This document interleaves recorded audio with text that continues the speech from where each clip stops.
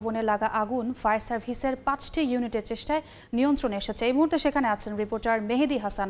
সরাসরি যাচ্ছি তার কাছে।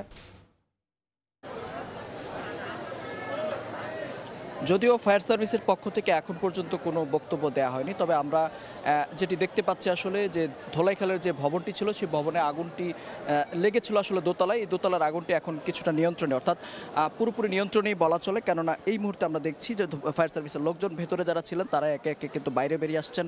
একটু জানিয়ে রাখি যে ভবনটিতে আসলে আগুনটি লাগে সেটি কিন্তু একটি আসলে দোতলায় যেখানে আগুনের সূত্রপাত সেটি কিন্তু একটি ব্যাংক, মিউচুয়াল ট্রাস্ট ব্যাংক আমরা দেখতে পাচ্ছি। যদিও আজকে শনিবার সেই হিসেবে কিন্তু ব্যাংকিং কার্যক্রম সব ধরনের বন্ধ। যদিও ব্যাংকের কর্মকর্তা অর্থাৎ যারা এই মুহূর্তে এখানে উপস্থিত রয়েছেন তারা যেমনটি বলছেন যে ব্যাংকিং কার্যক্রম বন্ধ থাকলেও ভেতরে তাদের অফিসিয়াল কিছু কাজকর্ম চলছিল। তো এর মধ্যেই আসলে এর বাইরে যে বিদ্যুতের যে একটি ট্রান্সমিটার দেখতে পাচ্ছেন আপনারা, আর ঠিক এই বিদ্যুতের এই ট্রান্সমিটার থেকে কিন্তু আগুনের সূত্রপাত হিসেবে তারা জানিয়েছে। ট্রান্সমিটার ব্রাস্ট হওয়ার সাথে সাথেই এর ভেতরে হচ্ছে আগুন লেগে যায়, পুরো দোতলার ভেতরে আগুন লেগে যায়। এবং যদিও বিদ্যুৎ সংশ্লিষ্ট যারা রয়েছেন তারা কিন্তু বলছেন ভিন্ন কথা। তারা যদিও আনুষ্ঠানিকভাবে বক্তব্য দেয়নি, আমাদের সাথে কথা হয়েছে তারা আসলে বলছেন ভেতরে প্রথমে আগুনের সূত্রপাত হয়, সেই আগুনের সূত্রপাত ধরে কিন্তু বিদ্যুতের ট্রান্সমিটার ব্রাস্ট হয়, এমন কিছুই আমাদেরকে জানিয়েছেন। একটু জানিয়ে রাখি যে এই ভবনটি আসলে 6তলা ভবন আমরা দেখতে পাচ্ছি। 6তলা ভবনের দোতলা পর্যন্ত আসলে কমার্শিয়ালভাবে অর্থাৎ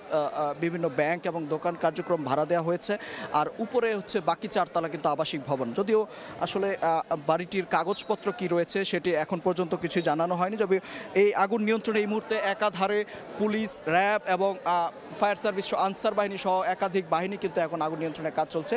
এখন পর্যন্ত আগুন নিয়ন্ত্রণে এসেছে ফায়ার সার্ভিসের 5টি ইউনিটের চেষ্টায় এই মুহূর্তে আগুন নিয়ন্ত্রণে এসেছে বলা চলে। সরাসরি যুক্ত ছিলাম ধোলাইখালে।